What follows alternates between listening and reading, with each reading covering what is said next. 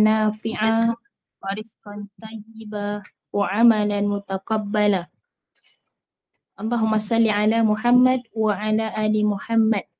Alhamdulillah, tuan-tuan dan puan-puan, apa khabar semuanya? Alhamdulillah, mudah-mudahan berada dalam keadaan sihat afiat, seterusnya berada dalam rahmat dan kasih sayang Allah.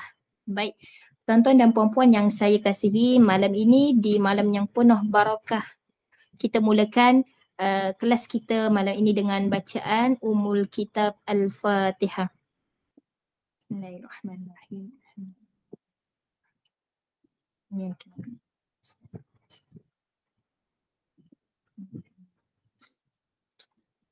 Alhamdulillah, semua Alhamdulillah.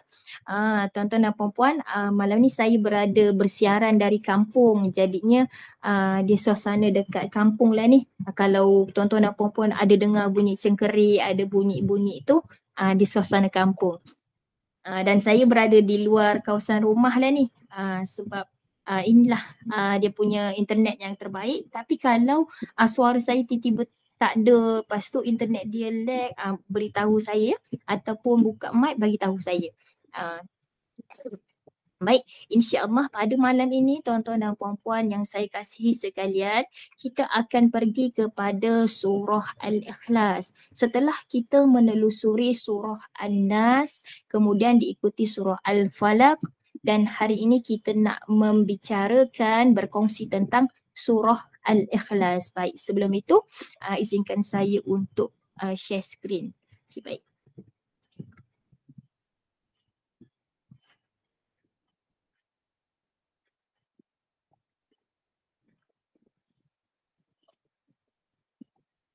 Okey, nanti saya tukar. Saya terletak surah Al-Falaq dekat sini.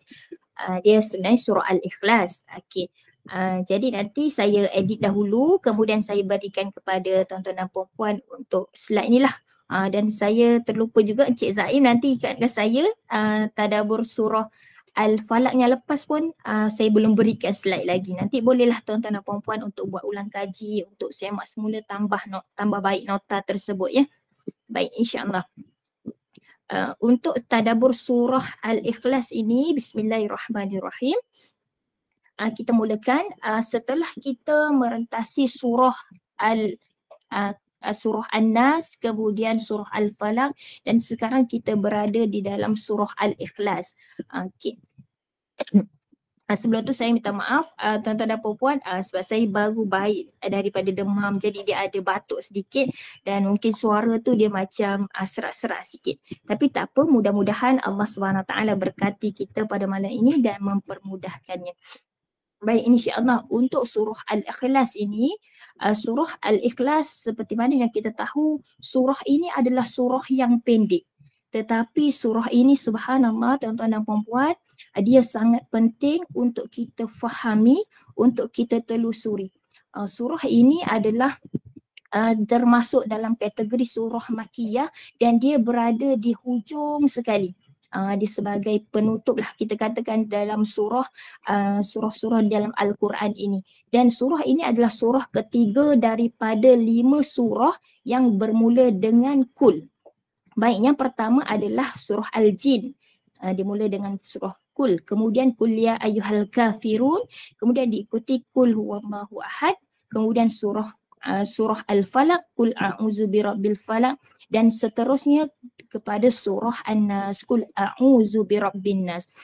Dan daripada surah Al-Ikhlas ini tuan-tuan dan puan-puan, dia menegaskan bahagian pertama. Dia mati sekejap. Dia menegaskan bahagian pertama. Saya kena share balik. Sebab saya buka dekat tab, dia tak berbalik laptop. Jadi saya buka dekat tab, jadi dia kena stop sharing sekejap, kena share semula.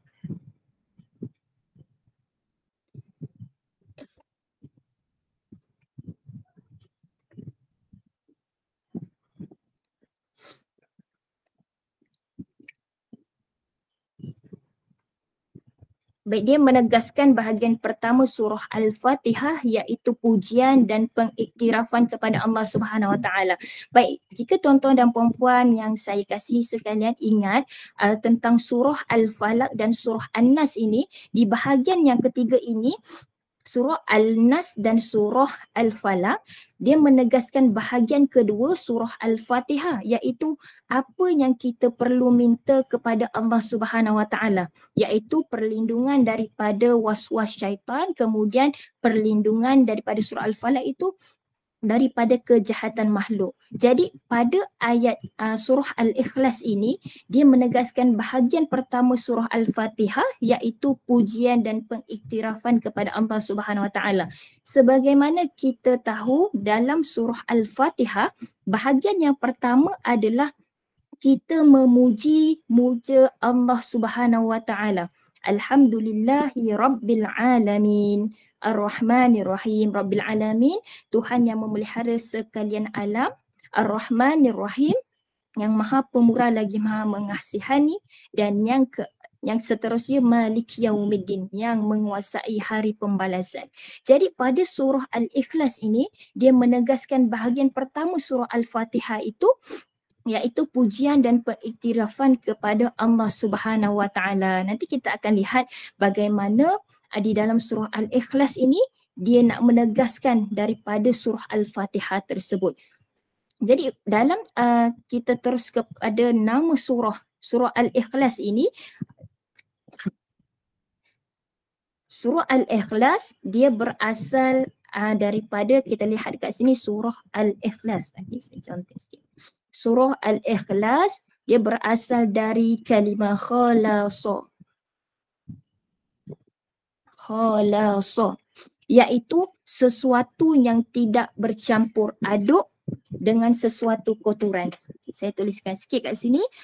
Tuan-tuan dan puan-puan boleh tambah nota sikit. Kita tambah sesuatu yang tidak bercampur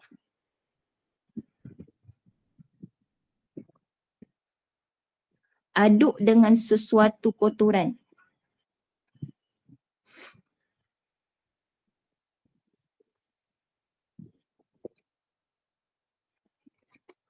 Dia ibarat, kalau khalasa ini adalah ibarat susu lembu yang fresh dari lembu tersebut kan. Kita pergi ladang nak ambil susu lembu, kita ambil yang fresh. Jadi yang fresh itulah kita panggil dia sebagai khalasa, yang tiada kotoran, yang tiada campuran lain, yang memang fresh daripada lembu tersebut. Ada pula kalau kita lihat seperti anak yang baru lahir. Kalau kita lihat anak yang baru lahir ni kan, mereka ini fresh, iaitu suci, bersih daripada perkara-perkara dosa dan sebagainya. Jadi khalasa ini nak menunjukkan bahawa sesuatu yang tak bercampur aduk dengan sesuatu kotoran. Maka tuan-tuan dan puan-puan yang Allah kasihi sekalian, sesiapa yang sedang menghayati surah ini, surah Al-Ikhlas, dia sedang memperbaharui imannya sehingga tidak bercampur dengan penyakit-penyakit hati. Apa dia penyakit-penyakit hati itu? Adalah ragu-ragu akan kekuasaan Allah Subhanahu Wa Taala. Jadi surah Al-Ikhlas ini dia bermakna tauhid yang murni dan suci. Kalau kita lihat tadi kalimah khalasa ini, sesuatu yang tak bercampur aduk dengan suatu kotoran, dia merujuk kepada murni dan suci, bersih. Kerana pada awal surah Allah SWT perintahkan Rasulullah SAW untuk menegaskan bahawa dia adalah Tuhan yang Esa, iaitu Ahad, satu, tiada bandingannya. Sebab itu tuan-tuan dan puan-puan, kita lihat dalam surah yang kita bincangkan dari surah An-Nas, surah Al-Falaq dan surah Al-Ikhlas, dia bermula dengan kalimah kul di hadapannya. Maka bila disebutkan kul di hadapan, maka kita perlu lihat pada ayat kul selepas itu ada sesuatu yang kita perlu perhatikan dan perlu kita ambil serius bila digunakan kalimah kul. Dan surah ini juga dikenali sebagai surah pelindung kerana ia melindungi daripada penyakit syirik yang lebih besar bahayanya. Dan kalau kita lihat, dia sebagai suarul mu'awwizat. Suarul mu'awwizat. Pada surah Al-Falaq dan surah An-Nas kita sebutkan dia sebagai surah Al-Mu'awwizatain sebab dia dua surah iaitu surah pelindung. Tetapi bila digabungkan dengan surah Al-Ikhlas, kita lihat Al-Ikhlas, kemudian Al-Falaq dan An-Nas, dia menjadi suwarul mu'awwizat iaitu surah-surah perlindungan. Seperti mana yang kita tahu tadi, surah An-Nas dia nak lindung diri kita daripada waswas syaitan, daripada bisikan-bisikan kejahatan syaitan dan manusia ini. Kemudian Al-Falaq lindung daripada kejahatan apa-apa makhluk, dan Al-Ikhlas supaya kita nak lindung diri daripada keraguan atas keesaan Allah Subhanahu wa taala. Jadi itu adalah nama surah yang kita bincangkan. Baik. Seterusnya objektif surah Al-Ikhlas ini adalah yang pertama, antara objektif yang penting dalam surah ini tuan-tuan dan puan-puan untuk nak nyatakan sifat kemuliaan yang wajib bagi Allah, iaitu Allah memiliki sifat yang sempurna.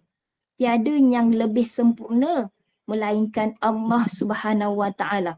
Dan ini digambarkan ataupun ini merujuk kepada Allahu Ahad dan Allahus Samad.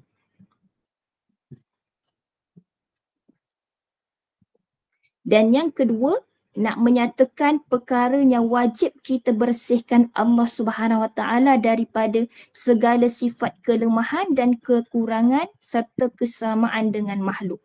Makanya di sini kita nak lihat bahawa Allah Subhanahu wa taala ini bersih daripada segala kelemahan, kekurangan dan kesamaan dengan makhluk. Maka kita akui di sini bahawa Allah memiliki sifat yang sempurna. Dan selayaknya sempurna ini adalah untuk Allah Subhanahu wa taala. Jadi bila kita lihat di sini kan tuan-tuan dan puan-puan, kita mengakui bahawa kita semua manusia ini tidak sempurna. Ada kekurangannya, walaupun ada kelebihan tetapi dia ada kekurangan. Sebab kita meyakini, kita percaya daripada surah Al-Ikhlas ini bahawa kita mengakui bahawa hanya Allah Subhanahu wa taala sahaja yang memiliki sifat kesempurnaan tersebut. Maka daripada situ kita belajar untuk berlapang dada dengan kelemahan, dengan kekurangan yang ada pada manusia yang kita bergerak kerja ataupun yang kita bersama-sama bersosial, berkomunikasi.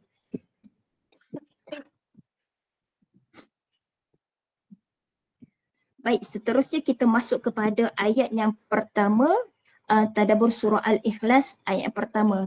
Dan tuan-tuan dan puan-puan, ayat ini sangat pendek, kemudian ada 4 ayat sahaja dan sangat-sangat rugi jika kita tidak mengambil iktibar, kita mengambil ibrah daripada ayat tersebut. Maka yang pertama, Qul huwallahu ahad. Kalimah Qul ini, kalimah Qul yang kita bincangkan tadi bahawa bila Allah memulakan kalimah Qul bermaksud adalah katakanlah.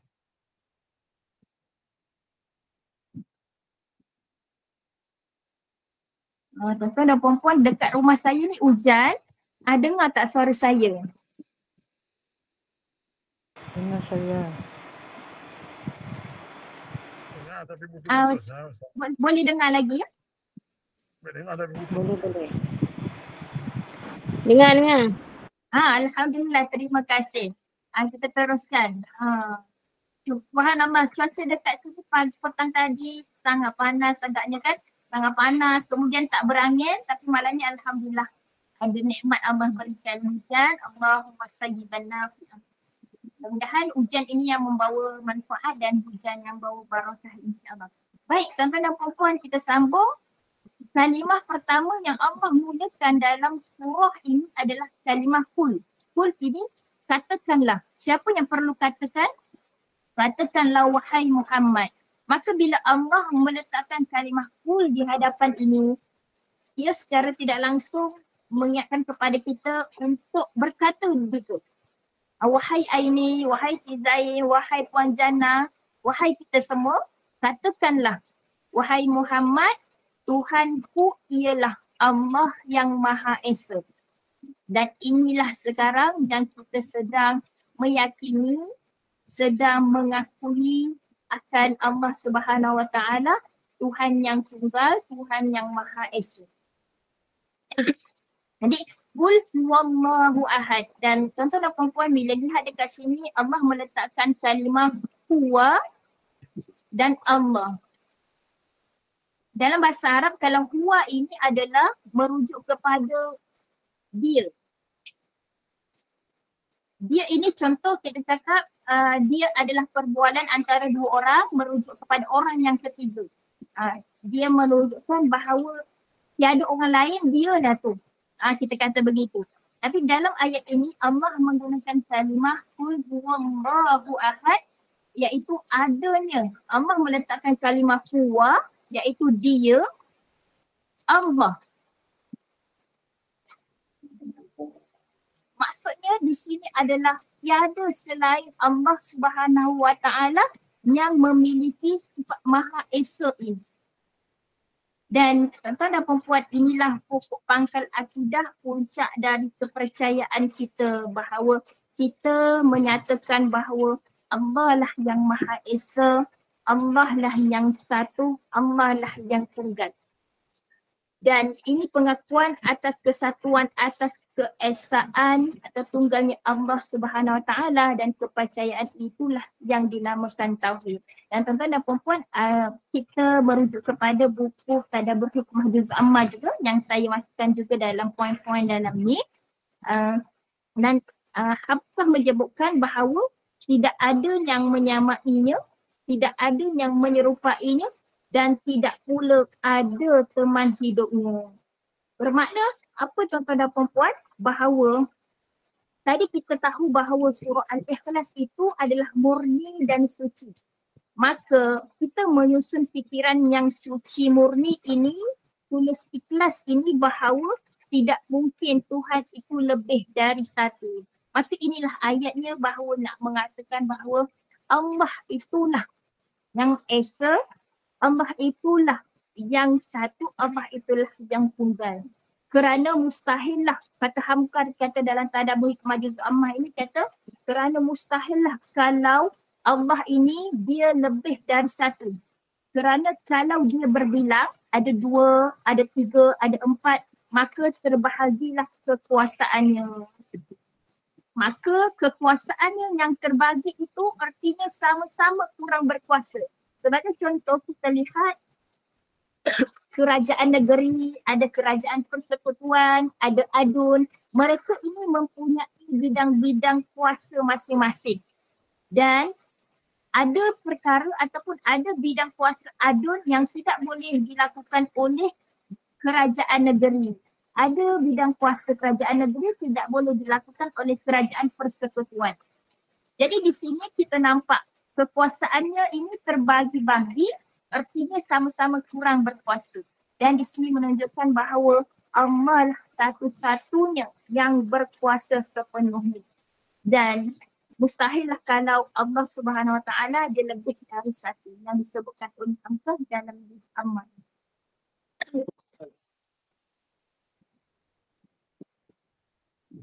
Baik, seterusnya kita pergi pada ayat yang kedua, tuan-tuan dan puan-puan. Pada ayat yang kedua ini, ayatnya pendek lagi. Antara 4 ayat tersebut, ini adalah ayat yang paling pendek, iaitu Allahus Samad. Allah yang menjadi tumpuan sekalian makhluk untuk memohon sebarang hajat. Baik tuan-tuan dan puan-puan, sebelum kita masuk kepada ayat yang kedua ini, kita boleh lihat dalam surah Al-Ikhlas, surah Al-Falaq, surah An-Nas, kalimah Allah digunakan dalam surah Al-Ikhlas, iaitu pada ayat yang pertama dan yang kedua, Allahus Samad. Dan kalimah Allah ini adalah yang terakhir dalam Al-Quran, yang kita tak akan jumpa dalam surah Al-Falaq dan surah An-Nas, kan? Kalau kita lihat, dan kita tahu surah Al-Ikhlas ini duduk di hujung Al-Quran, dan perkataan yang terakhir dalam Al-Quran menyebutkan tentang Allah ini adalah di dalam surah Al-Ikhlas. Ini nak menunjukkan apa tuan-tuan dan puan-puan, bahawa ini menunjukkan sebaik-baik mati kita, pengakhiran kita adalah kita menyebut Allah, Allah. Dan mungkin dalam surah Al-Falaq dan surah An-Nas kita jumpa, tetapi dia menggunakan kalimah Rabb. Berbeza dengan dalam surah Al-Ikhlas, kita menyebutkan Allah di dalam perkataan ataupun dalam ayat surah Al-Ikhlas ini. Nak menunjukkan apa? Kita mudah-mudahan tuan-tuan dan puan-puan, mati kita, pengakhiran kita adalah kalimah Allah, Allah.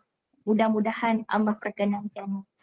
Jadi Allah Samad ini adalah tempat ataupun menjadi tumpuan sekalian makhluk untuk memohon sebarang hajat. Kita ada hajat apa-apa, kita memohon kepada Allah Subhanahu Wa Taala. Maka segala sesuatu yang ada, Allah Subhanahu Wa Taala yang menciptakan. Sebab itulah kita ini manusia, tuan-tuan dan puan-puan sekalian, kepada Allah lah kita bergantung. Dan menurut Abu Hurairah, dia menyebutkan bahawa As-Samad ini bermaksud segala sesuatu memerlukan dan berkehendak kepada Allah, berlindung kepadanya. Sedang Allah Subhanahu Wa Taala tidaklah berlindung kepada sesuatu jua pun. Baik tuan-tuan dan puan-puan sekalian, ambillah kalimah Allahus Samad ini, pegang erat-erat dan jadikan dalam pedoman kehidupan kita.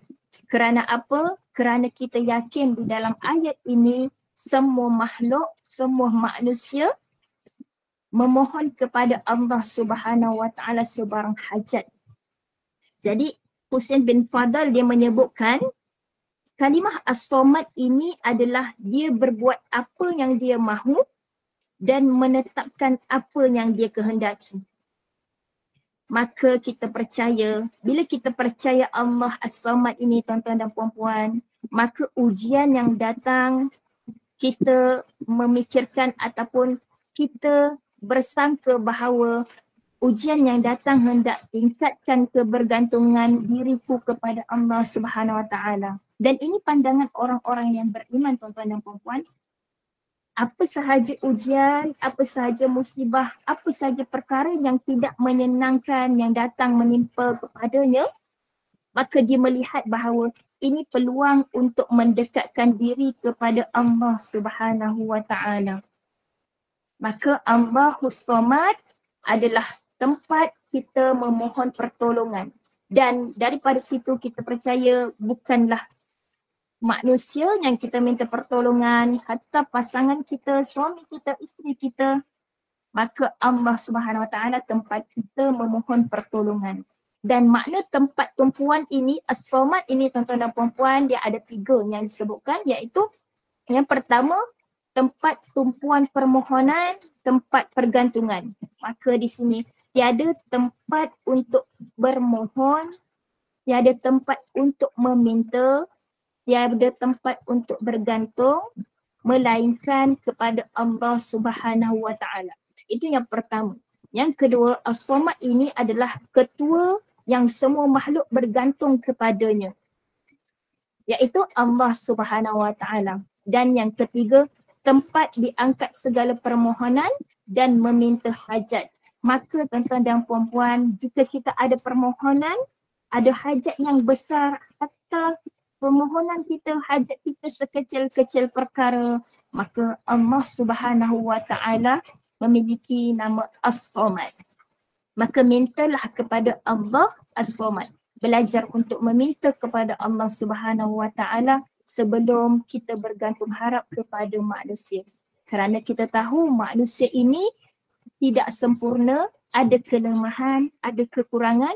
Maka kita belajar daripada surah Al-Ikhlas ini, pada kalimah yang pertama, Allah ini memiliki sifat kesempurnaan. Ahad itu tadi. Kemudian Allah menyusul dengan Allahus Samad. Maka selepas kamu mengetahui Allah itu yang sempurna, Allah yang memiliki segala-galanya, maka kamu perlu memohon, meminta hajat dan bergantung kepada Allah Subhanahu Wa Taala. Sangat cantik. Selepas kita tahu Allah itu sempurna, kita meminta kepada Allah Subhanahu wa Ta'ala.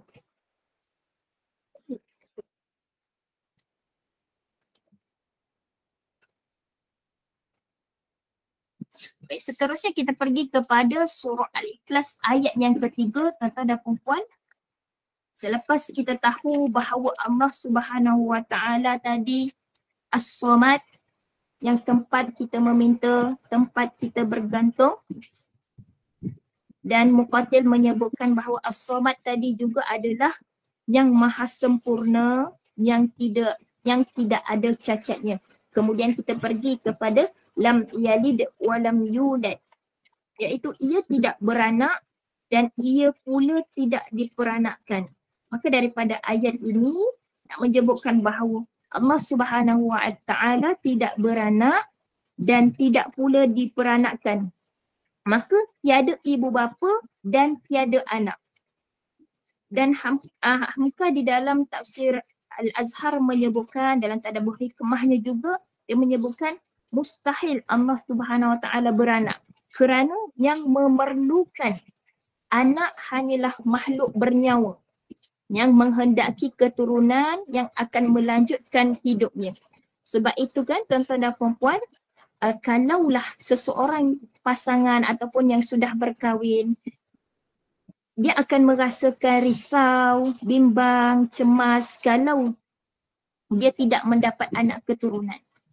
Ini adalah yang disebutkan dalam Hamka dan Tadabbur Hikmah Juz' Amma. Kerana apa? Kerana dengan keturunan itu bererti hidupnya akan bersambung. Bila ada anak, bila ada pewaris kita panggil kan, anak ini yang akan sambung kepada legasi kita, maka sejarah keluarga itu akan berkembang, akan berpanjangan. Jadi bila seseorang yang hidup dekat atas dunia ini, dia tidak dikurniakan anak, dia akan rasa bimbang, rasa risau. Siapalah yang akan mewarisi harta kita sebagai contoh, siapa yang akan mewarisi legasi kita, akan mewarisi keturunan. Itu adalah yang berlaku kepada manusia.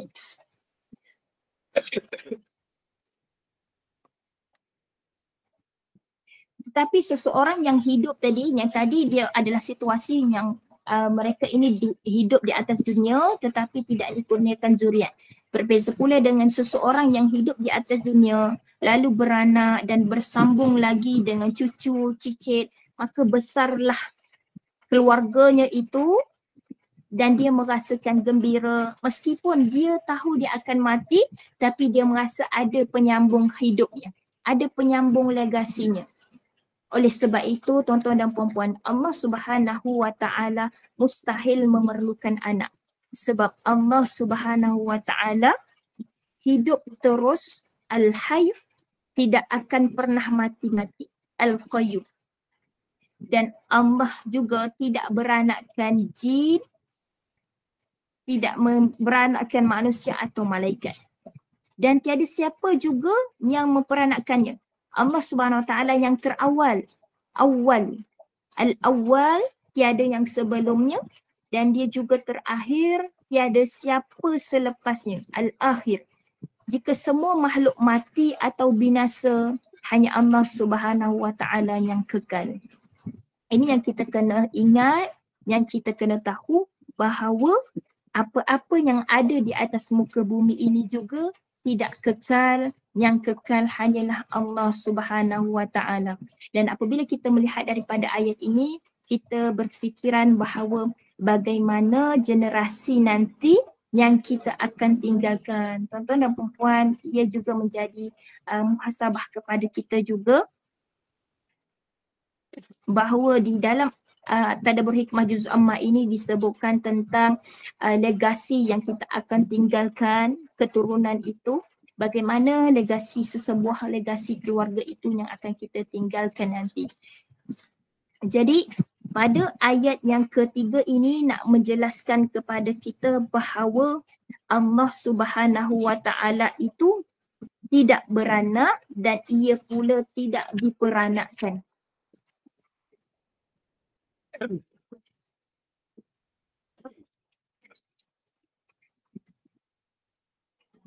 Dan kita pergi kepada ayat yang keempat, surah Al-Ikhlas ayat yang keempat. Tadi kita tahu bahawa Allah Subhanahu Wa Taala lam yalid wa lam yulad.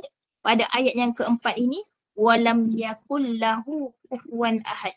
Dan tidak ada sesiapa pun yang serupa dengannya.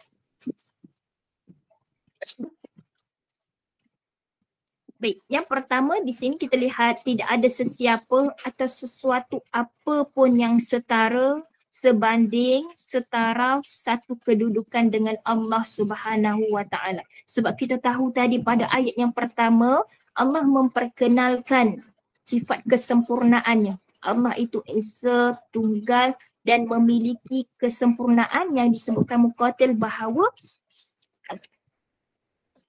Allah ini maha sempurna dan tidak ada cacat celanya. Dan Hafsah menyebutkan kalau ada dua yang setara, satu kedudukan, sama tinggi pangkatnya, sama kekuasaannya, maka tidak ada fikiran sihat yang akan dapat menerima kalau dikatakan keduanya itu berkuasa mutlak. Maka di sini kita tahu bahawa Allah Subhanahu Wa Taala yang paling berkuasa. Maka bila kita tahu kalau ada dua yang setara tadi, kalau keduanya ini sama tarafnya, bererti kedua-duanya sama-sama kurang kuasanya, iaitu masing-masing mendapat separuh. Satu separuh untuk yang satu, separuh lagi untuk yang satu. Maka tidaklah ada yang sempurna ketuhanan keduanya sebab dia berkongsi kuasa. Artinya bahawa itu bukanlah Tuhan, itu masih alam, itu masih lemah. Jadi pada ayat ini nak menunjukkan bahawa yang Allah Subhanahu Wa Taala itu ialah mutlak kuasanya, tiada berbahagi, tiada separuh seorang, separuh lagi untuk seorang, tiada gandingan, tiada bandingan dan tiada tandingannya. Dan kita lihat di sini juga Hamka dia menyebutkan bahawa dan tidak pula ada Tuhan yang menganggur belum bertugas sebab bapanya masih ada tadi. Kita lihat pada ayat lam yalid wa lam yulad kan bahawa Allah itu ia tidak beranak dan tidak peranakkan. Maka pada ayat ini nak menjelaskan pada ayat yang ketiga tadi bahawa dan tidak pula ada Tuhan yang menganggur belum bertugas sebab bapanya masih ada. Maka itulah yang diterima oleh perasaan yang bersih murni, fikiran yang bersih murni tadi, iaitu al-ikhlas tadi, murni dan suci, bersih, itulah yang dirasakan oleh akal cerdas yang tulus yang menerima. Itu sebabnya maka surah ini dinamai pula surah Al-Ikhlas, iaitu sesuai dengan jiwa murni manusia dengan fikirannya yang suci bersih tadi. Bahawa daripada ayat ini pada surah ini nak menunjukkan bahawa murni dan sucinya kita berfikiran ini bahawa menyatakan keyakinan kita bahawa Allah itu Ahad. Allah itu adalah yang Esa, kemudian Allah itu tempat kita bergantung, Allahus Samad, lam yalid wa lam yulad wa lam yakul lahu kufuwan ahad. Jadi pada ayat yang keempat ini kita tahu bahawa tiada apa pun yang setara, yang setanding, sebanding dengan Allah Subhanahu Wa Taala. Jadi di ayat pertama tadi tuan-tuan dan puan-puan ditegaskan tentang keesaan Allah Subhanahu Wa Taala untuk menjelaskan bersihnya Allah Subhanahu Wa Taala dari berbilang-bilang, daripada 2, 3 dan bersusun, dan dengan sifat kesempurnaannya pada ayat yang kedua ini Allah adalah tempat bergantung, tempat berlindung, bukan Allah yang mencari perlindungan kepada yang lain, kerana Allah ini tetap ada dan kekal dalam kesempurnaannya, tidak pernah berkurang. Yang berkurang itu adalah sifat kita, sifat makhluk ini berkurang, lemah, kemudian ada silapnya di sana, ada silapnya di sini. Itulah kekurangan kita. Tetapi tidak bagi Allah Subhanahu Wa Taala yang memiliki kesempurnaan daripada cacat cela tersebut. Maka dengan penegasan tidak beranak tadi, lam yalid wa lam yulad, maka ditolaklah kepercayaan sesetengah manusia ini yang mengata bahawa malaikat itu adalah anak Allah Subhanahu wa taala atau Isa al-Masih itu adalah anak Allah. Maka inilah penegasan. Maka kita perlu ambil ibrah, kena mendalami surah ini.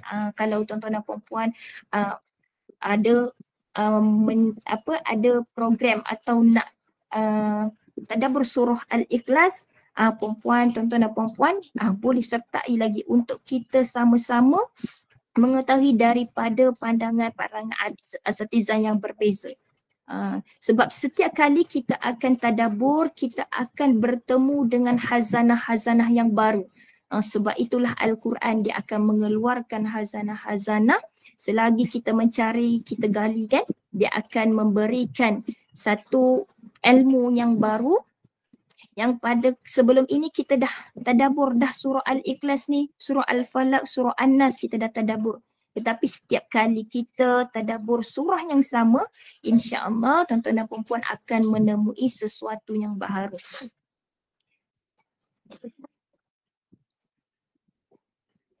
Dan seterusnya dalam Imam Al-Ghazali, sebelum kita pergi kepada faedah surah ini, Imam Al-Ghazali dia menulis dalam kitabnya iaitu Jawahir Al-Quran, iaitu kepentingan Al-Quran itu ialah untuk yang pertama ma'rifatullah, mengenali Allah, kemudian makrifat terhadap hari akhirat, mengenali hari akhirat, dan makrifat terhadap as-sirat al-mustaqim, untuk mengetahui tentang as-sirat al-mustaqim.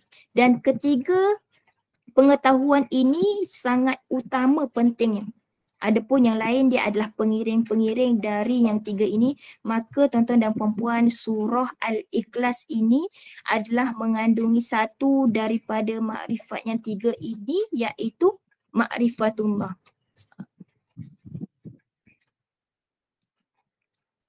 Okay, sekejap.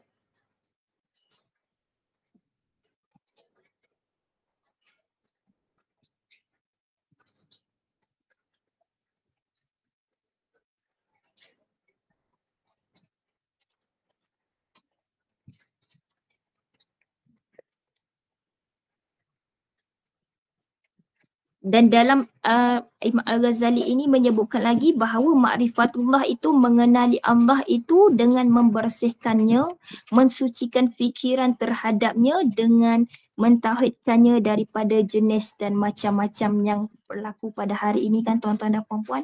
Maka ma'rifatullah ini adalah kita mengenali Allah Subhanahu wa taala dengan cara bagaimana kita saling ataupun kita berterusan menuntut ilmu, insya-Allah.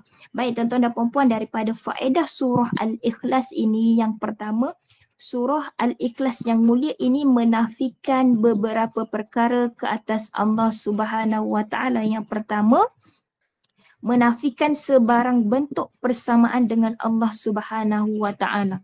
Yang kita sebutkan lam yalid wa lam yulad, kita menolak bahawa Allah ini tidak beranak dan tidak diperanakkan. Maka Allah tidak ada ibu, tidak ada bapa, tidak ada anak. Ini kita nak menafikan sebarang bentuk persamaan dengan Allah Subhanahu wa taala.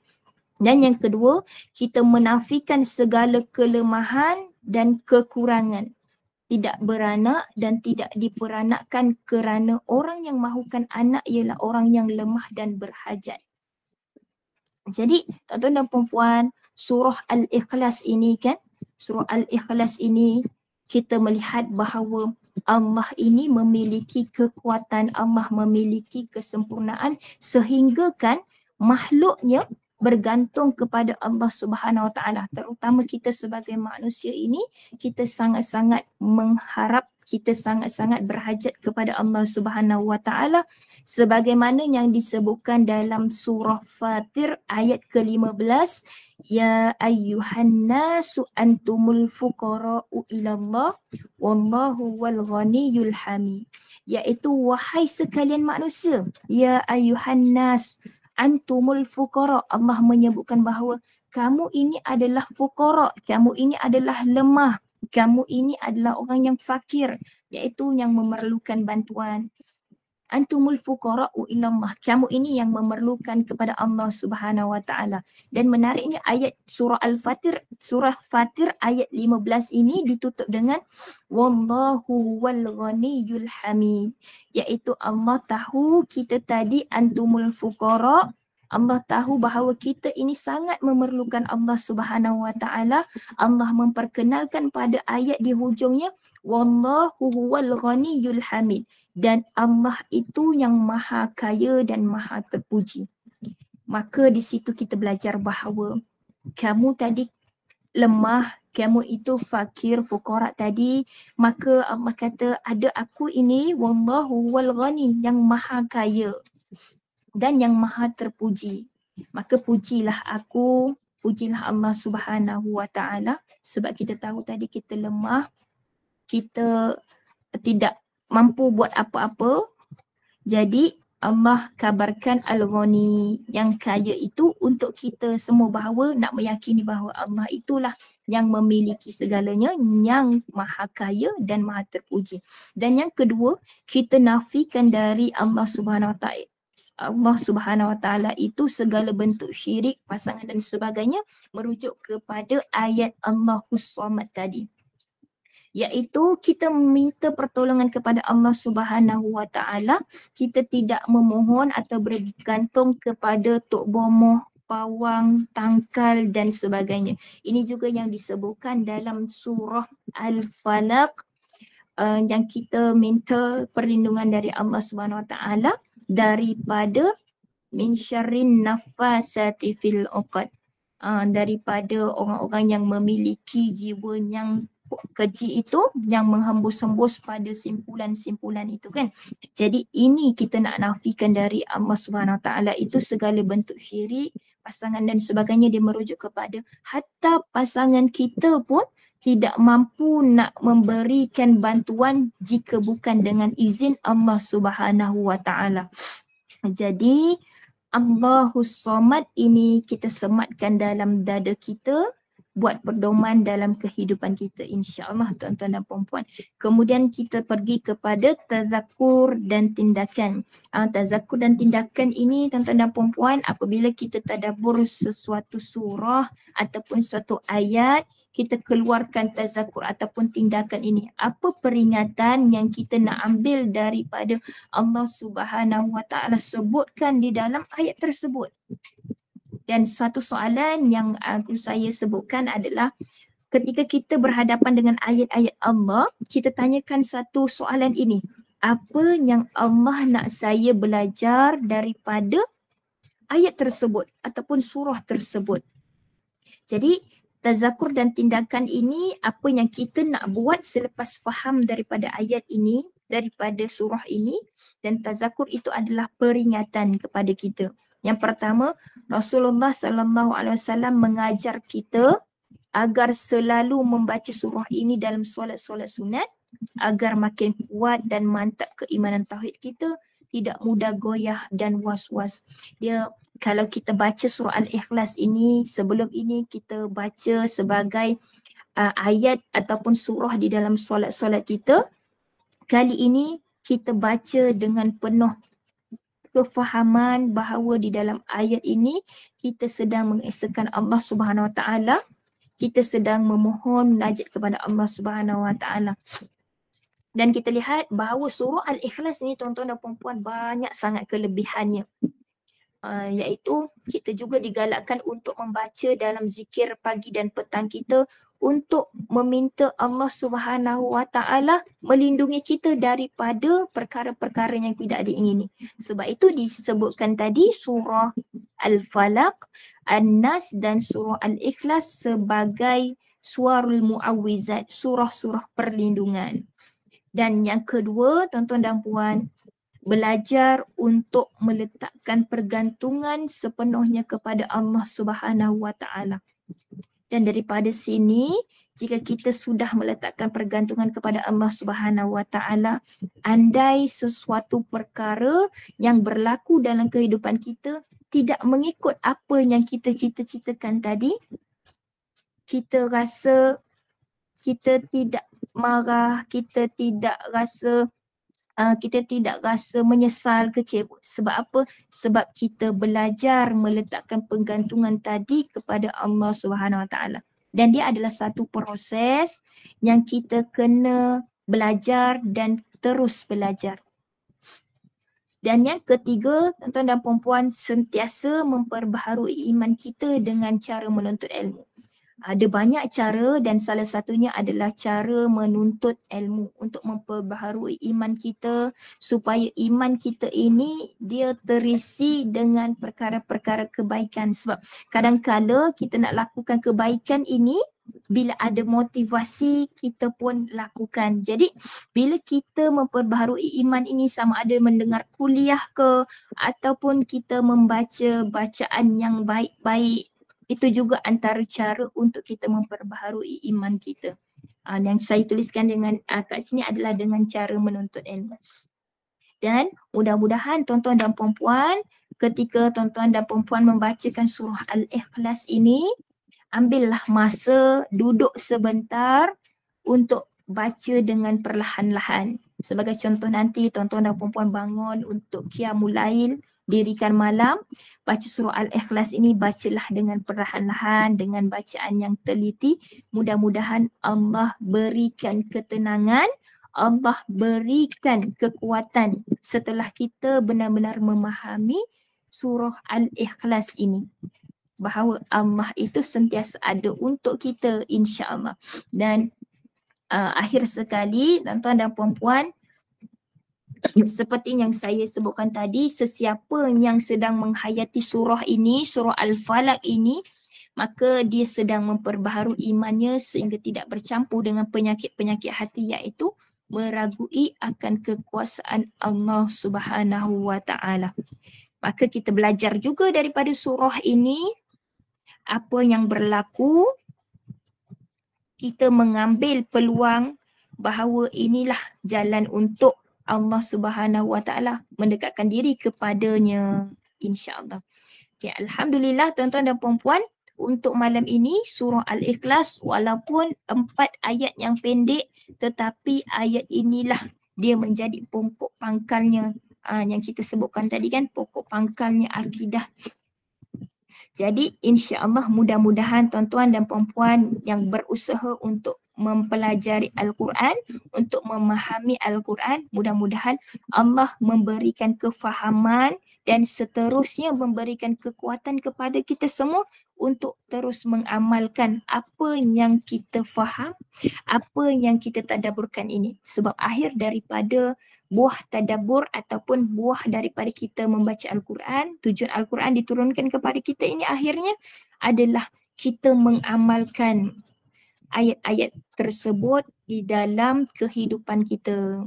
Dan sangat menarik tuan-tuan dan puan-puan, sekiranya ada perkara yang berlaku sebagai contoh kan, perkara berlaku yang datang dalam kehidupan kita, maka kita pun teringat Allahus Samad. Maka selepas itu kita terus bermunajat, terus bermohon kepada Allah Subhanahu Wa Taala. Tak tengok belakang lagi dah, sebab kita tahu ada Allahus Samad, tempat bergantung, tempat memohon hajat. Alhamdulillah tuan-tuan dan puan-puan, untuk malam ini selesai untuk surah Al-Ikhlas kita. Surah Al-Ikhlas pada malam ini.